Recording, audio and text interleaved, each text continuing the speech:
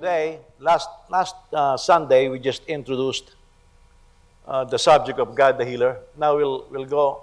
What I'll do is today, I'll try to look into the doctors and medical science, okay? Because that is a question that some people have. Do I go to the doctor? And the issue of pride. Being some Christians wants to prove how strong their faith is. And so even if the medical remedy is ready and you can just pick it up in the drugstore, they refuse. And so what happened is they don't like the medicine. Now, for some people, because they don't like the medicine, they go to alternative medicine. Well, it is still medicine, but they don't think I don't know what happened to their brains, but they don't think it's medicine. It is medicine. Okay? But they call it alternative medicine. Alternative to what? Alternative to Western medicine. It's not alternative to medicine. Okay? People think alternative medicine is alternative to medicine. No, it's not. It's alternative to Western medicine because we are aware of the chemicals and all the side effects that are being seen. So they go for alternative medicine. By the way, this alternative medicine is what used to be the medicine before the advance of medical science. So the alternative medicine that we are looking at right now is something that we have had before. But it has its limitations. That's why we keep progressing in knowledge. There's always excesses in both. So now when we say we're going to alternative medicine, we're actually going back to the medicine before. Okay? Herbal medicine is not new. It's been around since the beginning of times. We just don't know how to harness its potentials. And human knowledge certainly has progressed so much. So we're going to talk on the subject of search for cure. Exodus chapter 15, our main text, starting on verse 22. Then Moses led Israel on from the Red Sea, and they went out of the wilderness of Shur. They journeyed for 3 days in the wilderness without finding water. They came to Marah, but they could not drink the water at Marah because it was bitter. That is why it was named Marah. The people grumbled to Moses, "What are we going to drink?" So he cried out to the Lord, and the Lord showed him a tree. When he threw it into the water became drinkable. Now notice, they were thirsty and they found water, and when they tasted it, it was bitter. So what did they do when it was bitter? They stopped drinking. You see, that's common sense. It's bitter, why keep drinking it, you know? And again, it falls back into, this is what I was saying in Nepal, because their water processing is primitive, and they're importing their water basically from India. Well, you will notice that when you taste some water, it tastes off. Wherever you are. When it tastes off, don't lay hands on it. Okay? Don't drink it. Or pop some pills that will purify it. Don't lay hands on the thing. You already know it tastes off. If you drink it, you're a fool because you're drinking sickness into your body. Now, they taste that it is bitter and they stop drinking. That's the common sense. So let's continue reading. The Lord made a statute and ordinance for them at Marah and tested them there. He said, "If you will carefully obey the Lord your God, do what is right in His sight, pay attention to His commands, and keep all His statutes, I will not inflict any illness on you that I inflicted on the Egyptians, for I am the Lord who heals you." Then they came to Elim, where there were 12 springs and 70 date palms, and they camped there by the water. Now this is the issue of potable water. So again, if it tastes bad, don't drink it. I had a colleague who used to work at NWSS in the Philippines. That's Metro Manila Water Works System, something like that. The replacement of NAWASA. And he told me this, and was bragging to me. We were in the bathroom. We were playing together, and so we were in the locker room. There's all kinds of stuff there. And in the urinal, you know how the water comes out when you flush it. He told me this. He said, you know, in MWSS, we were told even the water that is coming out of the urinal can be drunk. I said, what do you mean? He said, well, the water that's coming out from, when you flush it, comes from the top, it goes down. So he said, you can wash your hands there, and you can drink it. I said, I'm not going to do it. He said, I'm telling you, Pastor said, I work at MWSS. So he put his hands there and washed his hands. I said, you're foolish. I said, the water coming out may be clean, but that urinal, it's not clean. You know? So the foolishness. Now, of course, it's in the Philippines, so it's okay. Man, I mean, they have enough worms anyway, so it's not going to hurt them. But you cannot just do that when the use of our senses. When something don't look right. Now, Filipinos, of course, something fall on the floor. Oh, wala pang 5 minutes. No, don't do that. Something fell down. Don't eat it because you don't know what kind of bacteria got in there. These are common things. Now, of course, if you are in a poverty-stricken environment, you may not have the luxury of just getting rid of stuff. My uncle, when he was studying in high school, he told me this because of scarcity and poverty during his time when he was in school, that was after the war. He said, spoiled rice, he will wash it, heat it up, and eat it. Now, I'm not washing it, but he washed it. He said, that's all the food I can have. So nothing is wasted. Yeah, that's why you will notice that sometimes after it's washed, we dry it up. You dry up the old rice, and after it's dried, you fry it. I don't know how you call it in your province, but we call it prurutong, you know. It really sounds like it, you know. So you have to honor their ability to survive, but there is advancement now. That's why, for example, even in Nepal, man, yeah, I love the people, but if I don't think the food is clean, I'm not eating it. And they'll be offended. Then they will be offended. We are living in the 21st century. We have access to internet. There is health information. You have to be able to say, hey, listen, we're not living in the ancient times, where we don't know what's going on in other parts of the world. We know what's going on. It is up to us to harness this information and apply it to our modern times, okay? Now, we started this new series on God the Healer last week, and we talked about the meaning of the Hebrew word Rapha. And we learned that not only does it mean that God heals, or He is the healer, He is our health.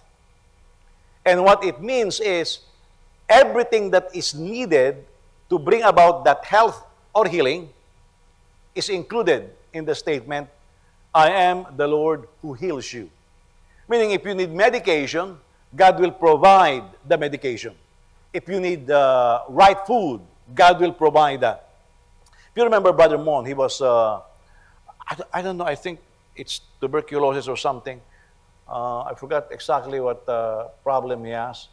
He's not breathing fresh air. He's very busy. So he got sick, and I think he was given like 7 months or something, or a year, to live. And the doctor told him, Mr. Alborte, if you want to survive, you need to change your environment. Take a vacation. Go to the province, he was told. They have a farm. Go to the province, breathe some fresh air. Because even today, if you go to Manila, early in the morning you wake up, you can see the mugginess of the air. I mean, you can see it. You don't need that mic. You look up, whoa, what's happening here? It's dirty air, you know. And it's making him sick. Smoke belching is very strong because, yeah, we have motor inspection in the Philippines, but it's useless really because you'll see cars there belching black smoke, and so people are smoking it, you know. So he went to the provinces. After several months, he said his breathing improved, his health improved. He was eating fresh food from the farm, and he got totally healed. Now, this was before he got born again. You see, before he got born again. And in the process, got born again. That is when he met the late Sister Cynthia Alborte, and they got married there right away. But that is an example of somebody who abused his body, lacking rest, lacking nutrition, lacking fresh air. You know, sometimes it's just fresh air. That's why. Look at today. Even it is being promoted. Let your kids go outside and play.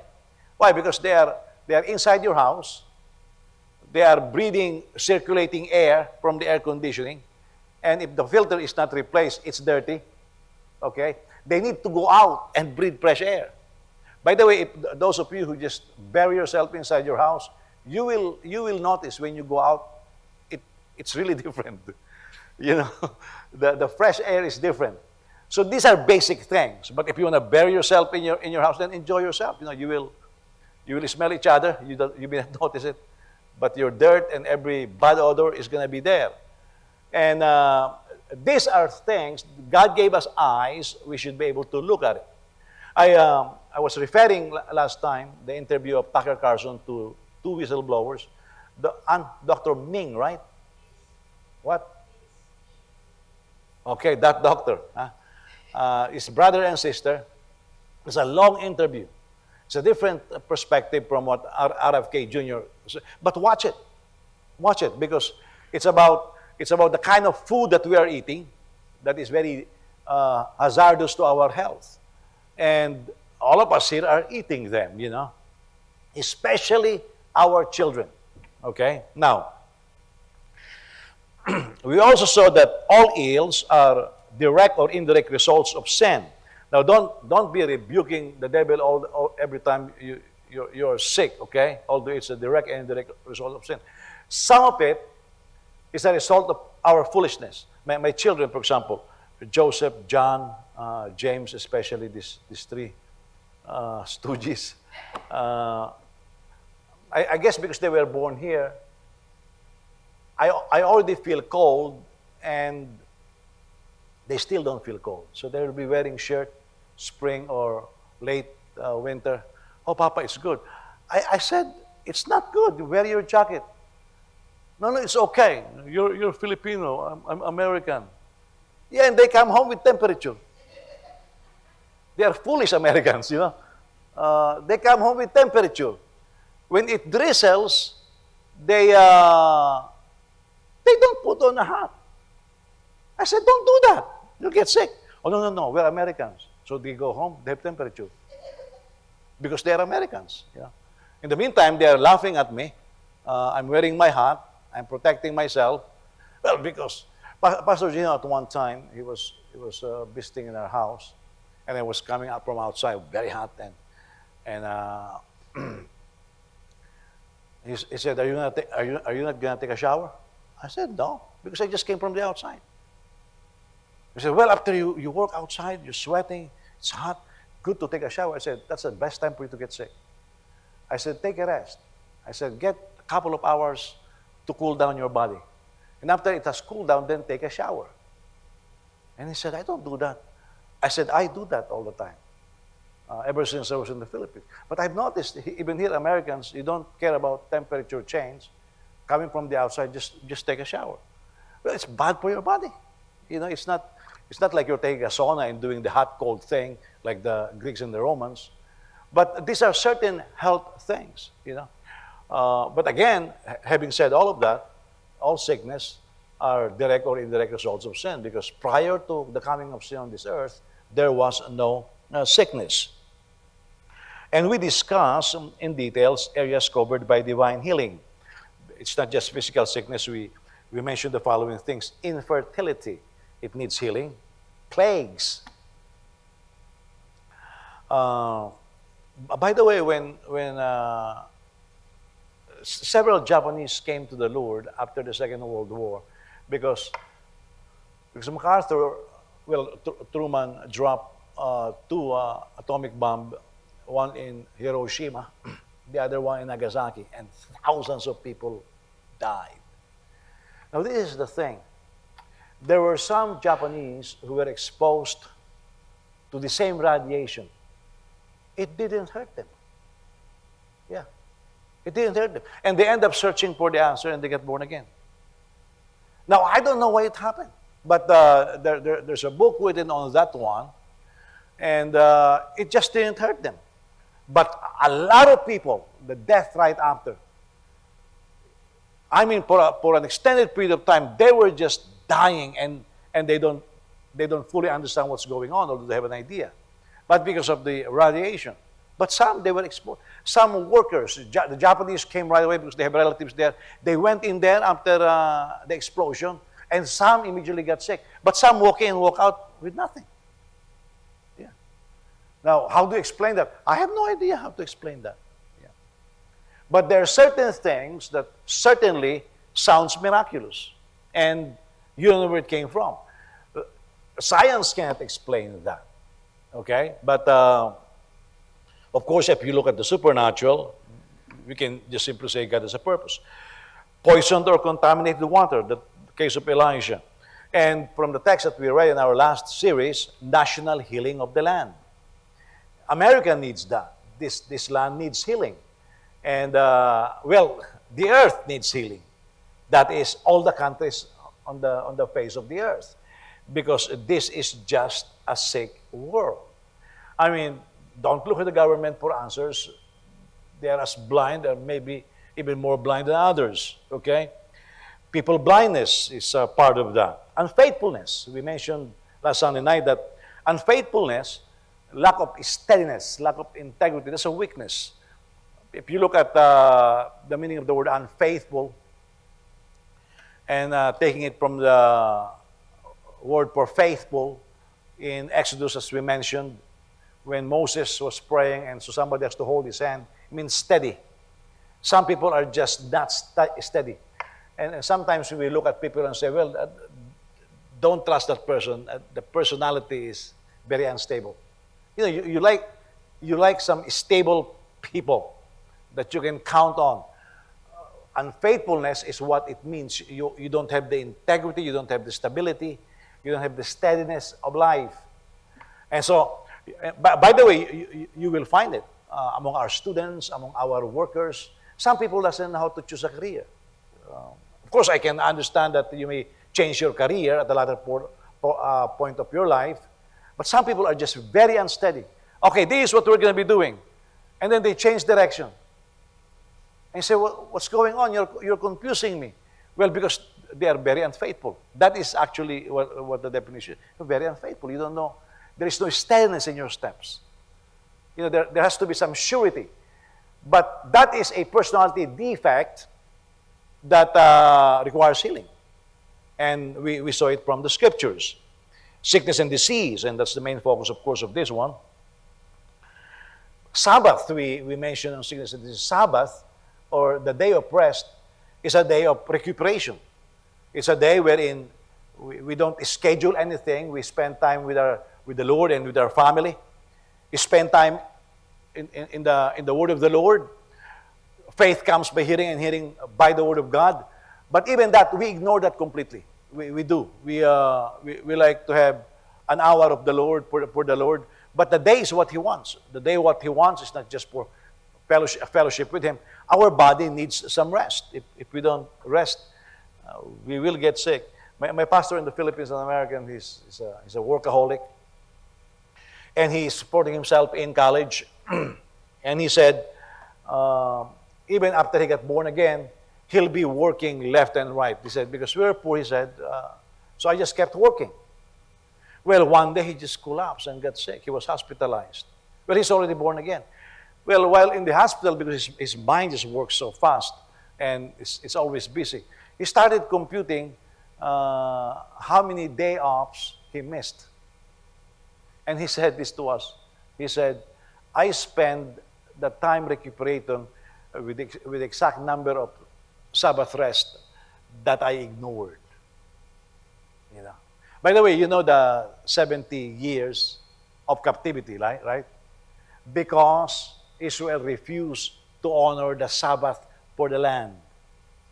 Now, imagine this. Even land needs rest. Now, so what do we do because we want to make the land produce more?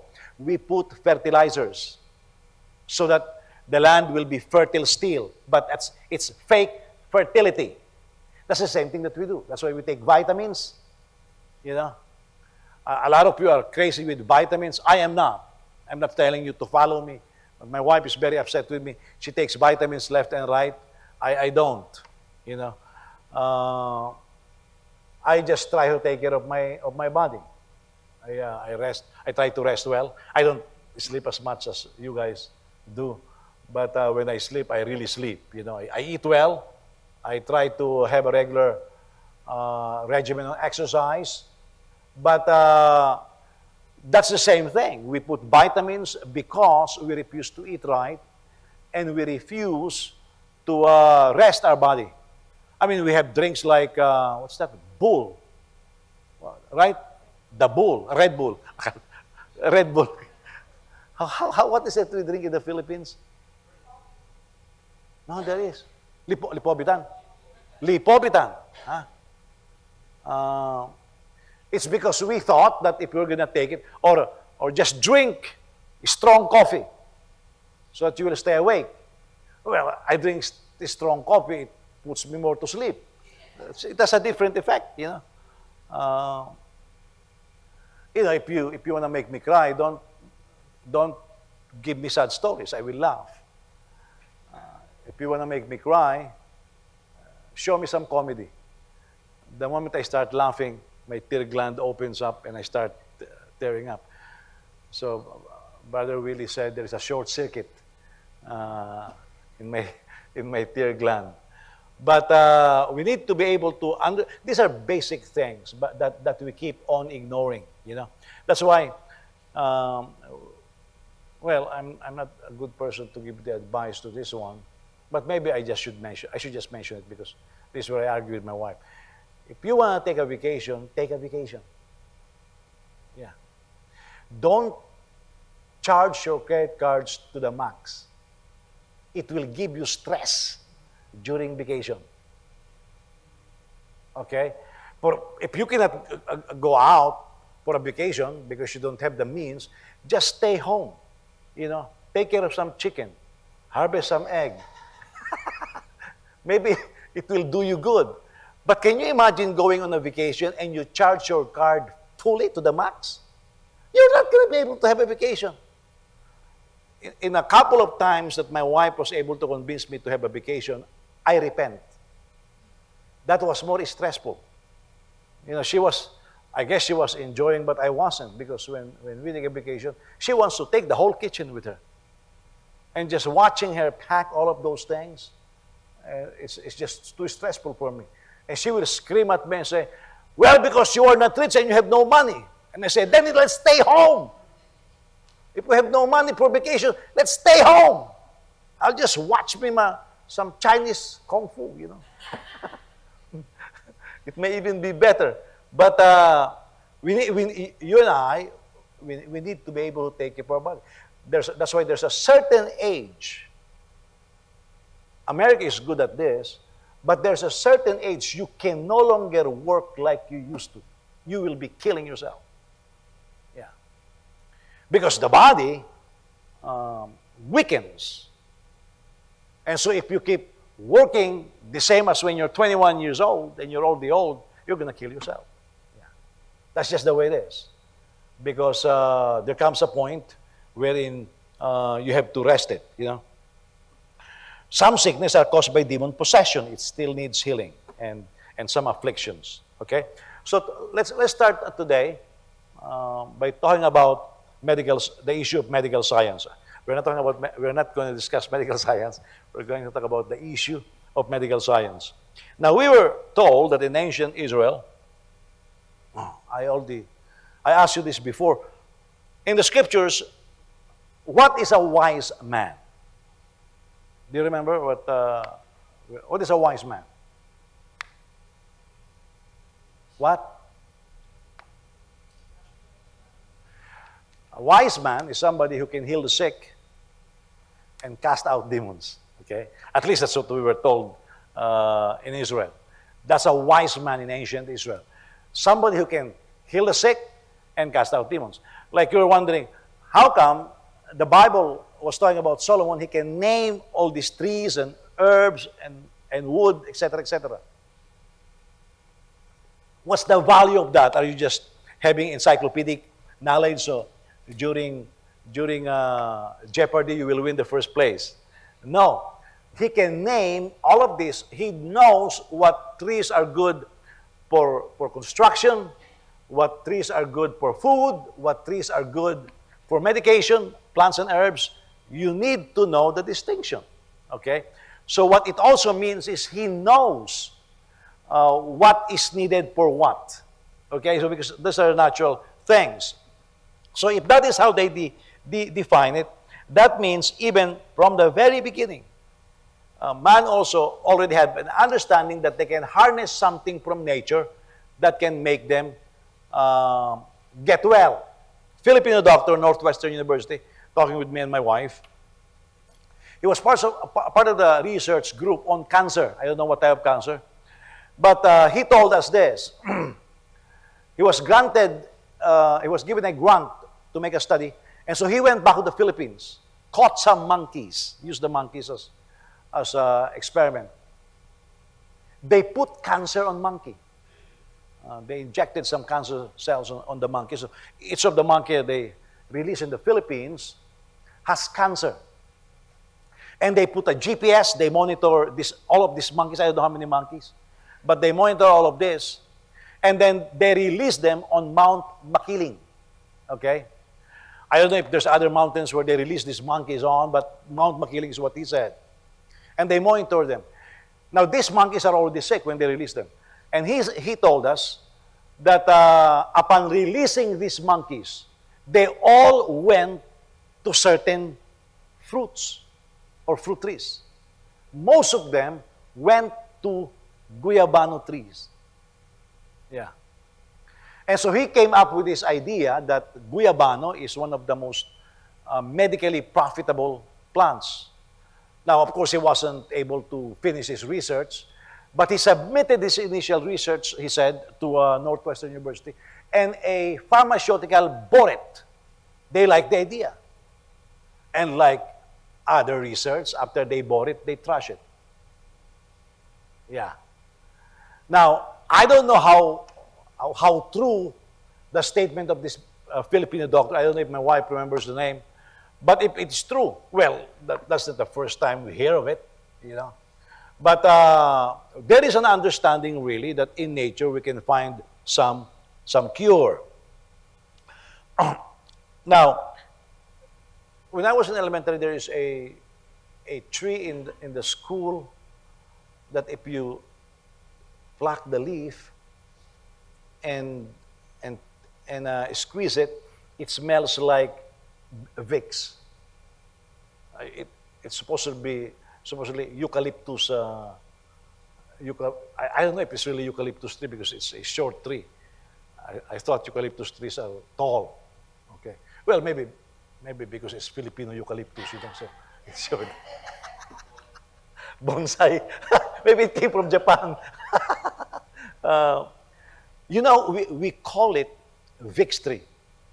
I didn't know it was eucalyptus, but we call it Vicks tree because when you squeeze it, it smells like Vicks. You see, that's how we identify. Now, can you imagine the ancients being able to identify certain trees based on their value? Okay? As of late, in spite of the progress in medical knowledge, there's been a lot of suspicion on medical practice. I think it was the second Bush who wanted a cap on the rewards being awarded on medical malpractice. Because the insurance, the gynecologist of my wife, obstetrician gynecologist, I think her insurance was something like over 200,000 per year. Can you imagine the medical insurance of a doctor? Over 200,000 per year, because the moment you're sued, I mean, could be paying millions. So the insurance could not handle these court cases. these penalties. So the insurance kept increasing. So the second Bush wanted to put a cap, but of course he was not able to succeed in doing that. So now there is a lot of medical practice involved, so it drives insurance high. Have you noticed, especially among people who came from the third world, if you are in America, if the insurance is going high, you complain to the government. But those who came from the third world, like me, if the insurance is so high, you know what we do? If it's not required, we don't do the insurance. We just don't. Yeah. Now, is it advisable? No. But we just can't afford it. So if you can't afford it, for years, me and my wife have no insurance for years because we can't afford it. I told you the story when I was at Regent, when the radiator cap blew out and the coolant blew on my face, half of my face. This was burnt. I looked like that Japanese animation Mazinger Z, you know. But half is, I mean, I was covered with scab here. And my classmates, my teachers, Jose, did you see a doctor? Oh, no. Why did you not see a doctor? I'm okay. I had no insurance. Yeah, so when the scab, when the wound was drying up, and you know, it's itchy when it's, so during the class, I'll be peeling it off. I will be looking at the professor and I have a Bulgarian classmate. I even remember her name. It turned out it's a common name in Bulgaria, Helga. She looked at me. She was sitting beside me, and she said, in her broken English, "Oh, Jose, it's okay," because I was peeling it off. "Jose, it's okay. You still look good." I look at her and say, "I'm not concerned about my looks." I said, "It's itchy. I need to peel off the scalp." Because I could not afford a doctor. Yeah. I don't even remember if I apply some cream there. Yeah. That's what we do in the third world. Now, of course, if I was in the Philippines, I will be doing more. What will I do? I'll find some bayabas tree. Yeah. Get some leaves, boil it, and that's what I will apply. You see, that's because we recognize there are certain things in nature that we can harness. Now, because of economics then, because if you think about it, there has been a rise of alternative medicine. Now, let's be honest about this. Yes, there is a rise in alternative medicine, okay? But that is also business. Nobody's giving you free medicine. Well, some Filipinos have given me free medicine. They're attending our seminar and they have this herbal alternative medicine, so they give me this. So I have few bottles. Did I drink any? No. Why did you take it? Just to be polite, you know. I don't know what they're made out of. You know, so what happened is this alternative medicine, the herbal medicine, at first when they were introducing it to the market, is very cheap, but no longer now. It's beginning to become pricey. It's all business. And some people are avoiding doctors because, number one, because of fear, they don't want the right diagnosis, and number two, because of money. Yeah. Some missionaries who came to our church said that whenever they come to the Philippines, they see more miracles. I mean, tons of outstanding miracles in Africa, in India. And so the missionaries are always asking, why is it that in the third world, there is an abundance of miracles? Well, the reason is they have no insurance. If God doesn't heal them, they die young. In America, we have different gods. We have, all kinds of insurance here. I don't know what the insurance names are. You know, depending on your insurance, we depend on this insurance. So the observation of the missionaries that I talked to when I was still in the Philippines is because of our medical insurance. It's pushing the Christians not to believe God. Now, I have nothing against medical insurance. I'll discuss it. Maybe I'll have time tonight. But there's a place for that. I'll show it to you in the scriptures. I never realized I'll find it even in the scriptures, the need for insurance for certain responsibility that we have. Okay? Now, we already know also that medical science has proven to have a lot of help, to have helped a lot. We also know that the method used by the ancients have some questionable areas. Like, for example, why will they butcher a chicken in the Philippines? In the Philippines, if they have sacrifices for healing, normally they do the chicken. Okay? Why? It's cheap. If you go to other countries, they do goat, they do cows. Well, you cannot do it in the Philippines. That's pretty pricey. Okay, so we just settle with the chicken, and normally we sacrifice the dying chicken because they're dead anyways. So again, it's cost effective, right? But you will notice in the Bible when talking about sacrifices, if you are poor, then God says, sacrifice a pigeon. You see, even in the Bible, there's a room for that. This also, these questionable things gave way to the rise of concerns in the scientific method. Now, this is what the Bible says, though. In the last days, knowledge shall increase. Now, it didn't say knowledge in the Bible shall increase. Some Christians want to read it away. No, in the last days, knowledge shall increase. Who would have thought? Now, this is 2024. I was born, I really don't know when I was born,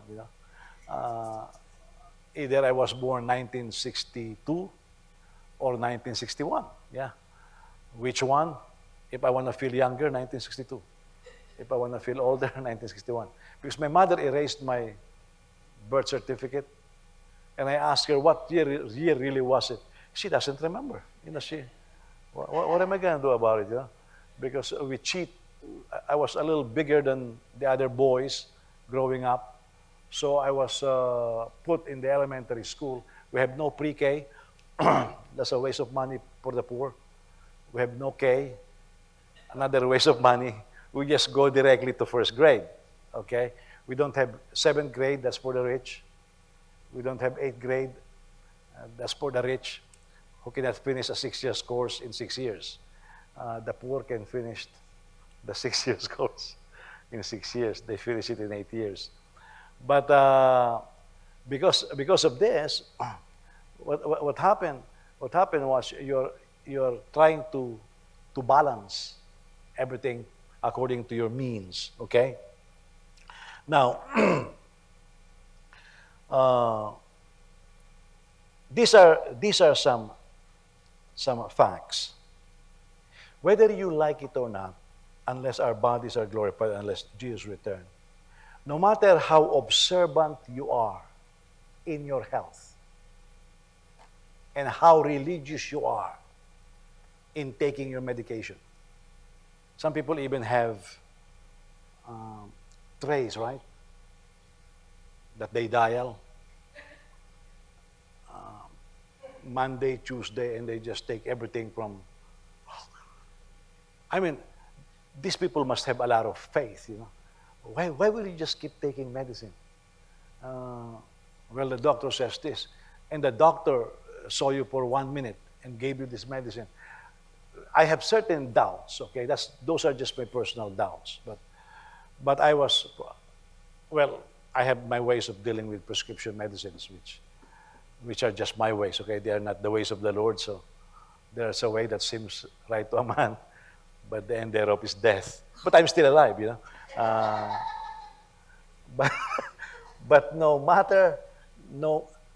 matter how good you are in taking good food, you can buy the most expensive food.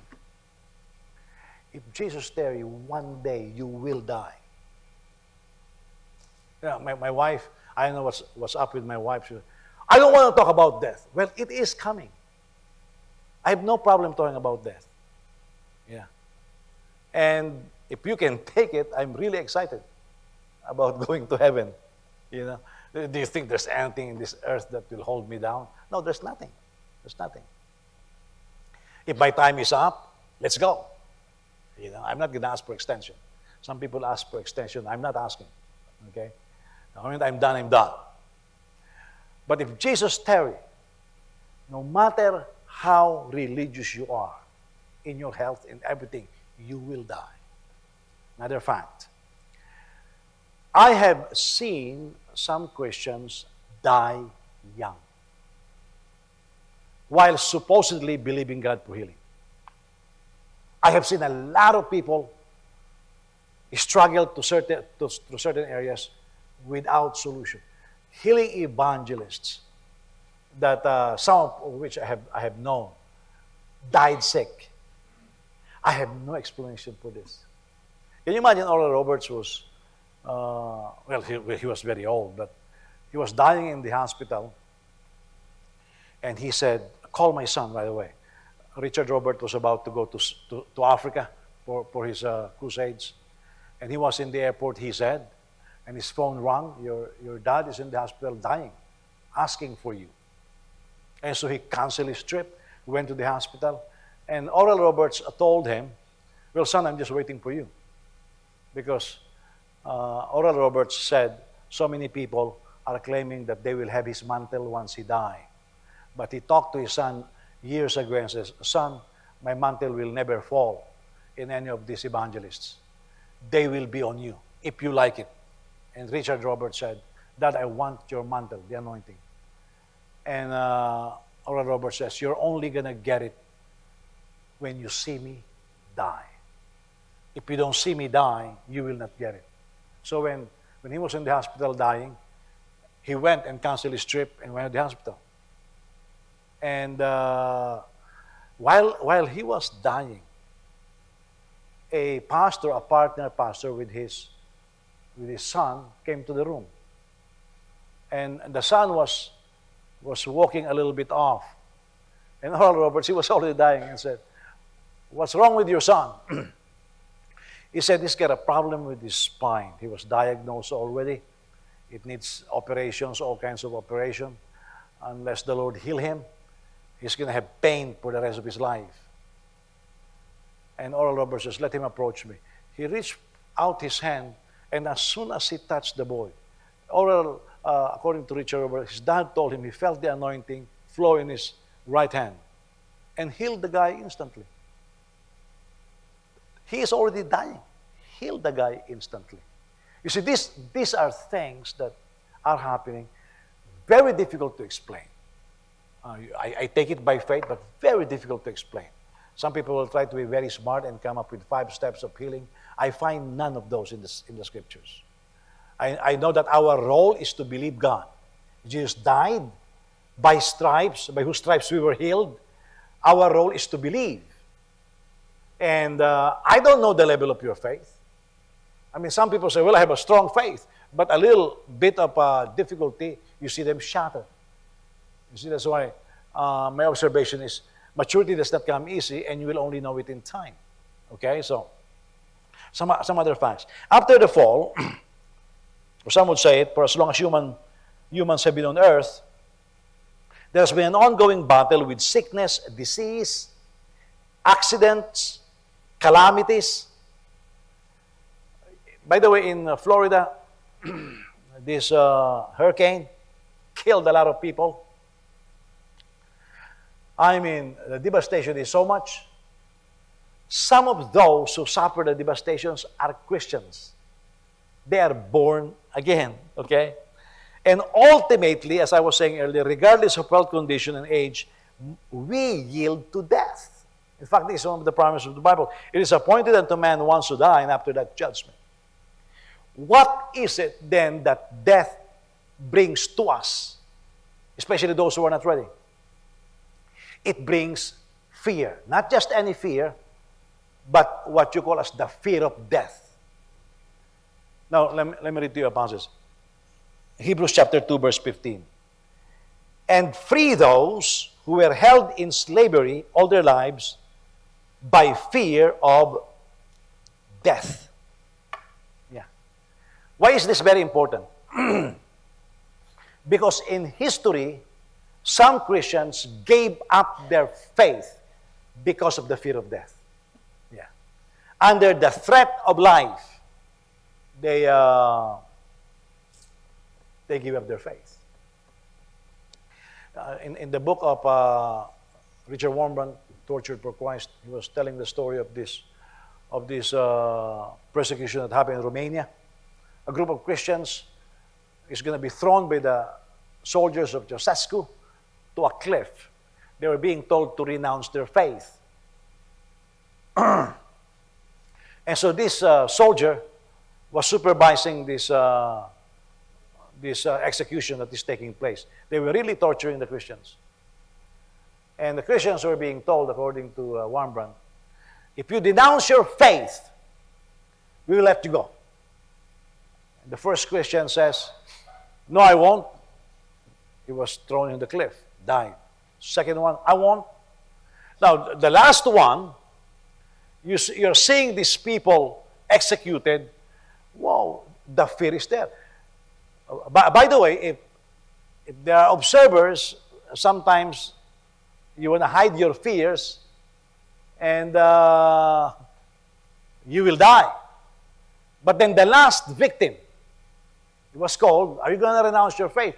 He got so scared of the prospect of dying, he said, I renounce my faith. He was let go. Upon being let go, the soldier supervising screamed and said, wait! The book says this, wait! I want it! And the other soldiers said, what you want it? He said, I want it! Well, it turned out the Lord gave him a vision. Every time a Christian is about to be thrown into a cliff, a hand appears with a crown. Yeah. And it's about to put the crown on the head of each person being executed. Each one. On the last one, as usual, the hand appears. But then when he renounced his faith, the hand was withdrawn. And so he screamed, I want it! He saw it. Yeah. That's what happened. He was not executed. He lived to, because they are fellow soldiers, they don't know what happened to him. But he ended up being a Christian and lived to give his testimony. Yeah. You know from the Maccabees, from the Apocrypha, the story of this Jewish mother whose children were executed. And one by one, put in a, I think, boiling oil or something. I mean, a testament of faith. Now, if you have the fear of death, a lot of Christians gave up their faith. Yeah. And so Jesus said, you cannot love your life and follow him. You have to love him more than you love your life. But that is part of the test of faith. Not everybody will go through it. There's a certain number of Christians will go through it. But not everybody will go through it. We all have different trials. But the fear of death is very enslaving. Okay, so anybody will do anything for his survival. Yeah. So, sickness, plagues, death, struggle have left their marks in human history, both through individuals or individually as a nation, as a family. Brother Willie, I think, lost over 200 friends. He's got a lot of friends. Brother Willie has a lot of friends. He lost over 200 friends in COVID. One friend that he has, common friend of ours, is a pastor.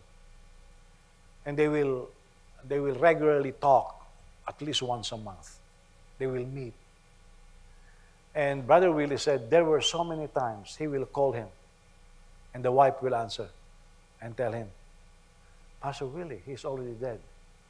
And he said it affected him. You know, because this is COVID. A lot of Christians died during COVID. A lot. And some of them, we know, has faith for healing. But they died. Okay? So, So ultimately, humanity succumbs to death in many different ways.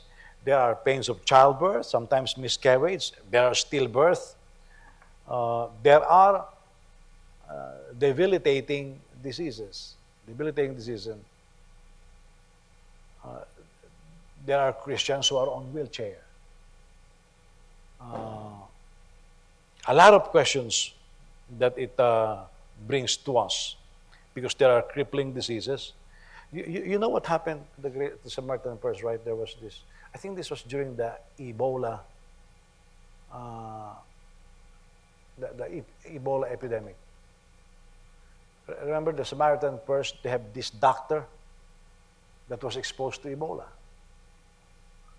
And so he has to be flown back to the US.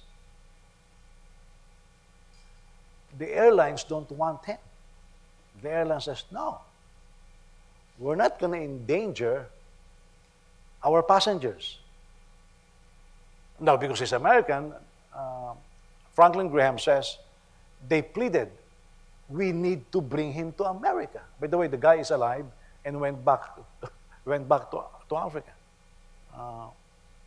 And so the Samaritan purse, who helped Samaritan purse, they asked an airline, but he needs to survive. He needs to be treated in America.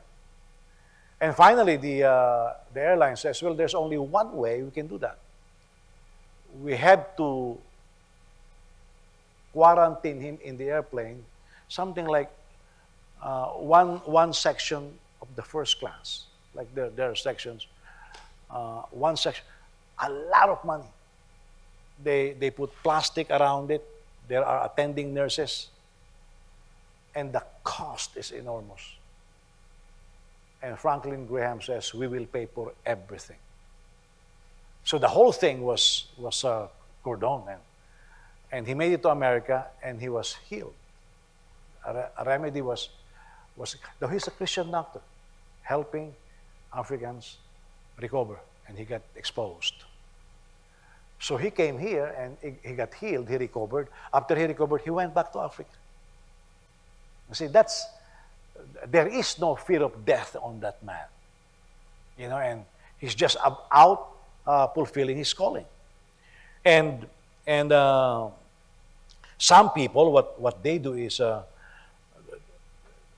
they are looking for the Chinese are known for this, for an elixir of life, you know, the fountain of youth. I mean, we do it here in America, you know, you don't like to get old, so you watch YouTube on, I don't know why people believe this. How do you reverse aging? It's simple. You're 62 years old now. Next year when you celebrate, make yourself 61. Okay, do a count back. But you cannot reverse aging. Okay, you cannot reverse aging. And tons of money are being spent that way. You can batak your face, you know, you can do all of those things, but you cannot reverse aging.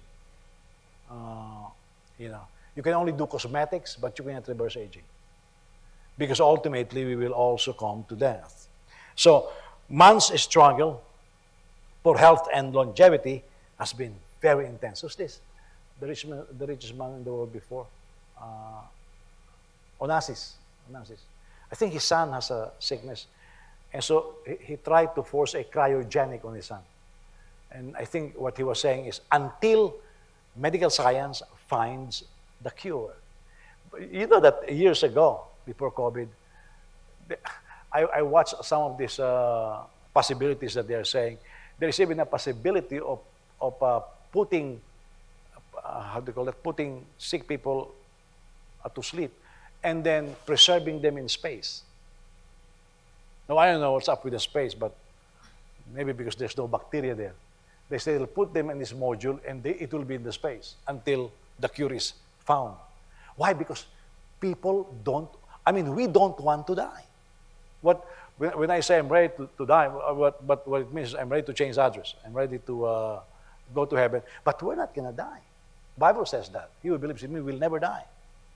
Okay? We will just change from here to eternity. Okay? So, but there is what you call as a fear of death. And It's really crippling. And Jesus set us free from that as well. So what naturally follows then is what we find in the records of human history on how we have been responding to the issue of death. Yeah.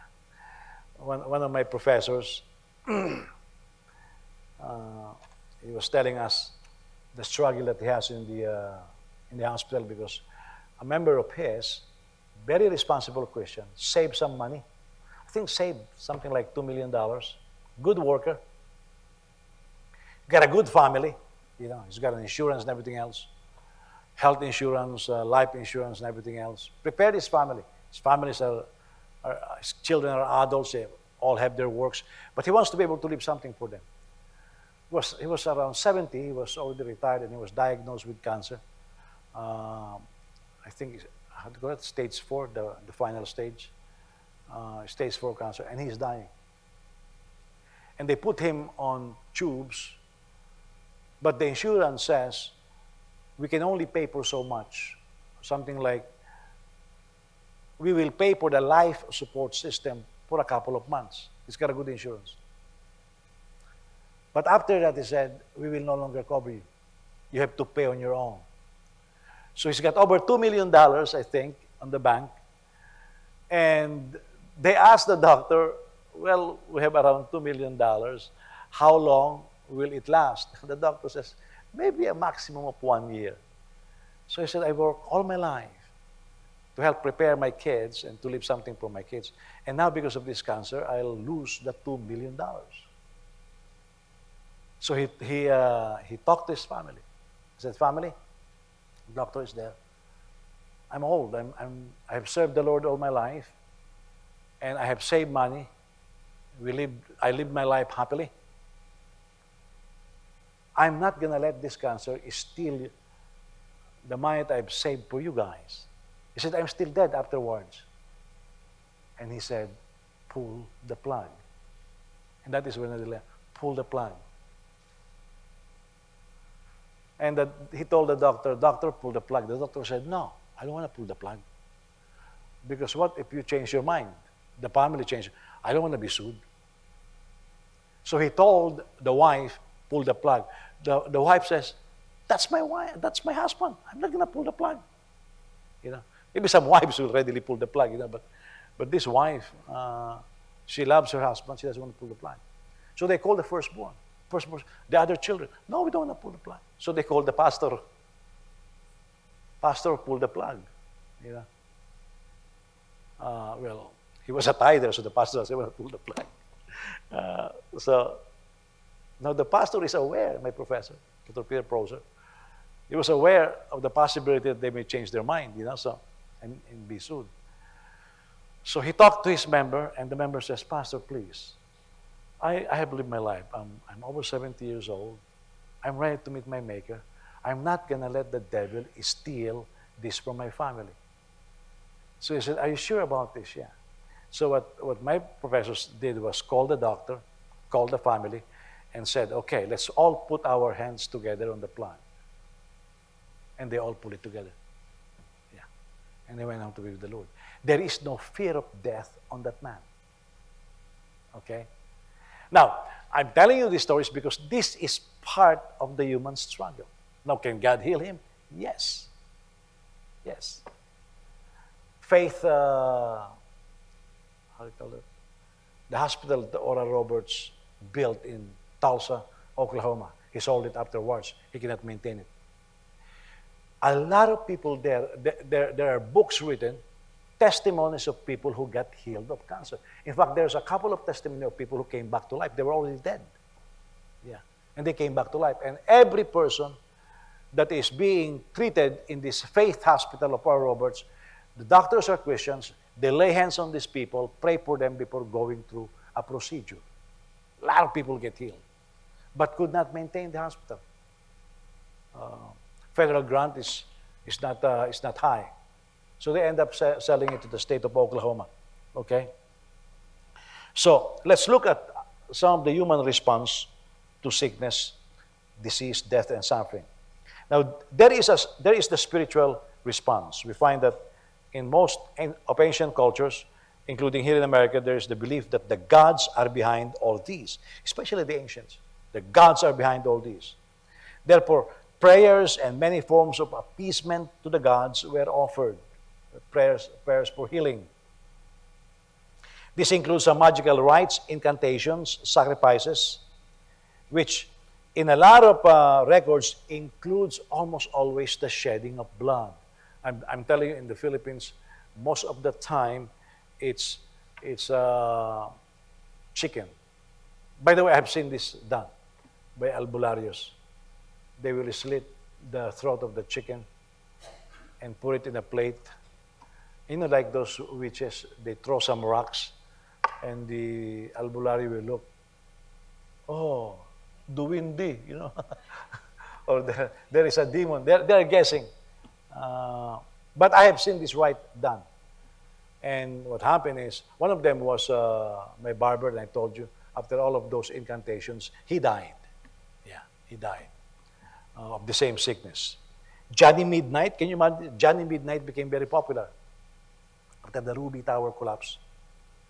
He went to Egypt and has this pyramid thing with the toning water, right? Anne, your grandmother, right? Her grandmother bought a lot of this toning water. Yeah. Because you drink the toning water and you will get healed. It went even Christians in the Philippines do this. They bought toning water. In the Philippines, these are Christians. Even Christians fell for a lot of this garbage. And so that's part of our quest to find cure. There are even special prayers. Hey, Pastor, can you pray a special prayer for me? What in the world is a special prayer? And we are falling for it. Can you imagine this? A special prayer. What is a special prayer? I know that there is special halo-halo.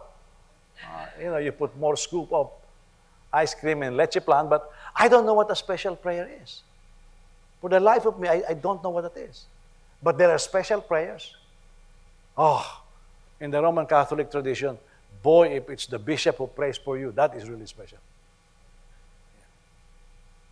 If it's the cardinal, whoa, it's more powerful.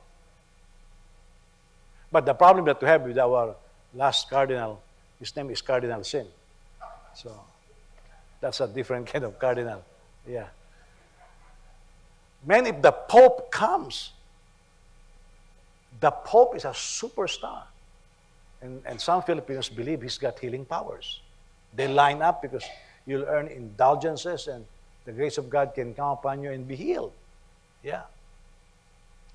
All of these things, people are just looking for something. And so we buy prayer books. Christians before criticized prayer books. But now we have our own prayer books. Yeah. Again, those are not in the scriptures. There are prayers that we can find. All of these are attempts to get healed. That's the spiritual response. There is also the natural response. By the way, in the spiritual response also, some people do a lot of fasting. I told you about this guy, Dick Iverson. We call him the God's apostle to Ireland. He's already dead. Founder of Portland City Church. And this is where, by the way, there is a role for prophecy. Now, I believe that through a prophetic utterance or word of knowledge, somebody can say, God will heal you, or you will die, or you will recover. You find it in the scriptures. But technically, I told you the prophecy is for edification, exhortation, and comfort. So in their church, there was this choir member who's got cancer, I think leukemia. So everybody was prophesying. Thus saith the Lord, you will be healed. And guest speakers will come, they all prophesy, you will be healed. And after some time, she died. And because everybody was prophesying in the church that she will be healed, she died. Guess what happened? The spirit in the church just dropped. It's like a balloon that was hit by a pen and the air was gone. And so they called Dick Iverson. He was somewhere else during that time, and so he said, he had raised a couple of people from the dead. So he said, well, I'm going to go to our church, and they asked for me, and I'm going to raise her from the dead. So he said. So he was preparing himself. He said, I'm going to go there. Don't embalm her, he said. I'm going to raise her from the dead. So he was in the airplane, opening his Bible, he said, and reviewing. What is he going to say? He was asking the Lord, Lord, what am I going to do?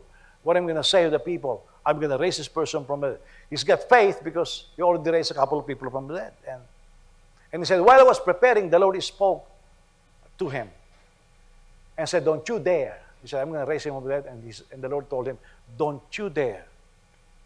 And he said, Lord, but you said in the Bible, they will raise me from the dead. He said, don't you dare.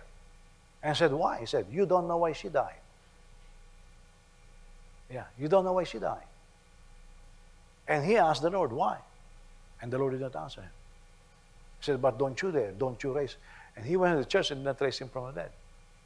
You see, we will have our own opinion. Why did somebody die? Well, we really don't know why they died. I mean, some people, in the most trying moments, they are almost dead. They still live. Some people, you say, they should have lived. And they die. There are certain things that we don't understand. We only operate on what we know. And we dare not go beyond that. You see, if you go beyond that, you may find yourself in some difficult situations. Then there is also natural response. And that is the basic medical care. By the way, this includes, listen to this, taking care of wounds. If you have open wounds, do something so it will not be infected. Okay? Don't expose it even more for more infection. There's this famous story that is often repeated in a veterans hospital in the Philippines. Somebody was telling me this when one of our members before got his legs amputated. It started with the foot. Yeah. And the doctor says, soldier has to be amputated. So they cut the foot. It didn't heal. They cut even more until they cut here. It turned out what they cannot stop is the infection. Yeah. Now these are professional doctors. It should have been stopped here, but it went all the way here. Yeah.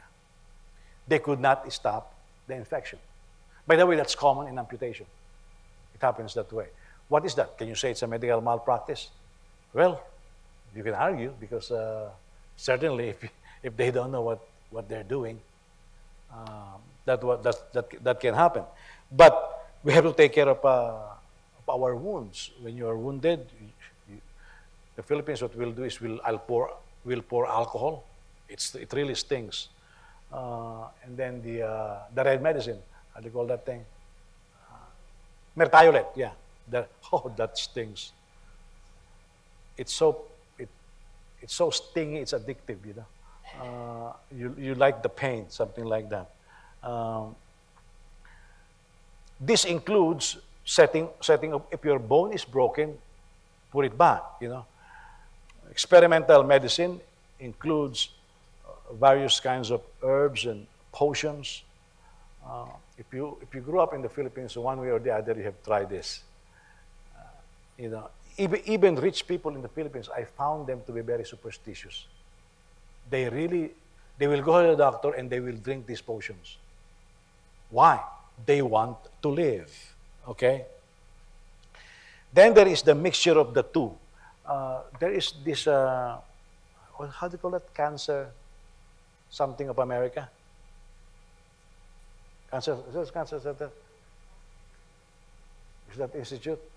Wherein they allow people to pray for you and there's biblical counseling and then there's full medical benefits also. It's a combination. It's happening. In fact, I have visited some patients with a lot of sickness, And whenever I visit and pray for them, I found the doctors to be very accommodating. And in fact, some doctors will comment to me, oh, we need all the help. And by the way, whenever I pray for the sick in the hospital, for example, it's a common ward, I have never prayed for anybody in the hospital in a ward wherein I only pray for that person. So I will minister to a person in the hospital and there's other beds there. After I'm done praying and I'm done visiting, I'll step out and a patient or two will tell me, can you please do that for us too? And I will end up praying for those patients also in the same room. You see, they are taking medical remedies, but the doctors won't stop it, okay? Because they really need some help. So what is amazing is, for example, minor injuries, minor ailments can be treated in natural means. You know, don't wait for anybody else. For example, especially during winter, if James and I are doing this, but we go to sauna because sauna helps me a lot. Yeah, especially during winter. Well, I'll spend 20 minutes, 30 minutes in sauna, and it helps me a lot. There are certain natural things that you can do. A lot of the sickness that we have can be prevented. Like if you have colds, stop kissing everybody. You know, because you have colds. Sipon, you know. If you are coughing all the time, don't kiss your wife. Have mercy on your wife, okay? If you have high temp, stop hugging people when you're sick. It's just don't be stupid. If you really love me, you will hug me. What in the world is that? You want me to be sick also? By the way, if I get sick in the house, I don't sleep on the same bed with my wife. Yeah. So it's nice to have a nice couch. I go upstairs and sleep alone. And my kids will come to me and kiss me. I'll tell them, don't kiss me. You know. Why? Because I'm sick. That's common. Now, I don't say, well, if you have faith. No, I'm sick. You don't kiss me. I isolate myself right away. That's just how I practice it. No, I believe in healing. I believe in divine healing. But those are some of the common practices. Okay? And I ran out of time. So I have to continue tonight. Okay? Let's all stand. Praise God. I try to go into detail of this before I teach on some of the supernatural aspect. Okay?